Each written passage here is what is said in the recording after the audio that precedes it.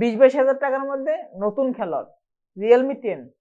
তো চলুন এই ফোনটি সম্পর্কে বিস্তারিত জানা যাক, কি কি ফিচার আছে, কি কি আছে। তো তার আগে একটি কথা বলবো, যারা এখনো আমাদের চ্যানেলটি সাবস্ক্রাইব করেননি প্লিজ আমাদের চ্যানেলটি সাবস্ক্রাইব করে দিবেন, যাতে আমরা নিত্য নতুন ভিডিও আপলোড দিলেই সবার আগে আপনারা পেয়ে যান। তবে তবে এই ফোনটির ব্যাক প্যানেলটি দেখতে আসলেই অসাধারণ, কিন্তু ফিঙ্গারপ্রিন্ট বসে যায়, ফিঙ্গারপ্রিন্ট ম্যাগনেট আর কি। এবং সামনের ডিসপ্লেকে প্রোটেকশন করছে কর্নিং গরিলা গ্লাস 5, এবং রাইট সাইডে হোম বাটন রয়েছে, যেটি ফিজিক্যাল ফিঙ্গারপ্রিন্ট সেন্সর হিসেবে কাজ করবে, অন্য 8-10টি ফোনের মতনই আর কি। তবে ফিঙ্গারপ্রিন্ট সেন্সরটি যথেষ্ট ফাস্ট অ্যান্ড একুরেট, এবং এর উপরেই রয়েছে ভলিউম লকার। উপরে পেয়ে যাবেন সেকেন্ডারি নয়েজ ক্যান্সেলেশন মাইক, এবং লেফট সাইডে ডেডিকেটেড সিম কার্ড স্লট পেয়ে যাবেন, যেটিতে ব্যবহার করতে পারবেন 2টি সিম কার্ড এবং একটি মাইক্রো এসডি কার্ড। এবং নিচের দিকে রয়েছে USB type C port, primary microphone, speaker এবং 3.5 mm এর একটি হেডফোন জ্যাক।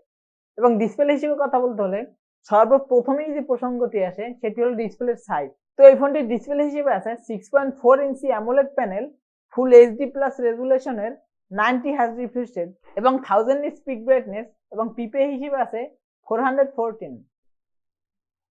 তো আমার মনে হয় 20-22 হাজার টাকার মধ্যে এই ফোনটির ডিসপ্লেটা খুবই ভালো একটি ডিসপ্লে হতে পারে। আপনার কাছে কি মনে হয় কমেন্টে জানাবেন।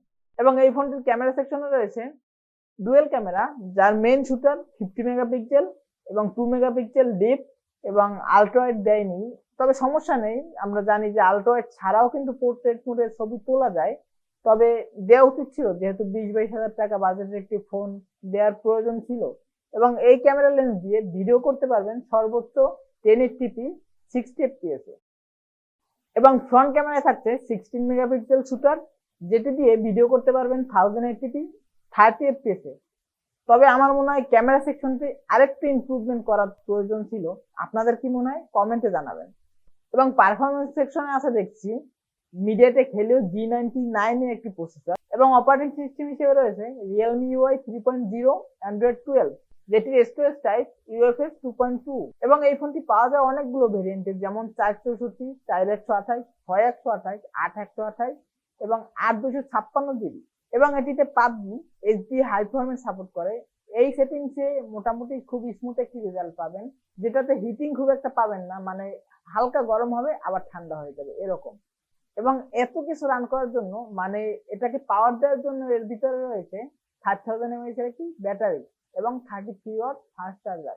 এই ব্যাটারিটি বলা যায় একদমই স্ট্যান্ডার্ড, কারণ এই ব্যাটারিটি দিয়ে 1 থেকে 1.5 দিন অনায়াসে ব্যাকআপ পেয়ে যাবেন।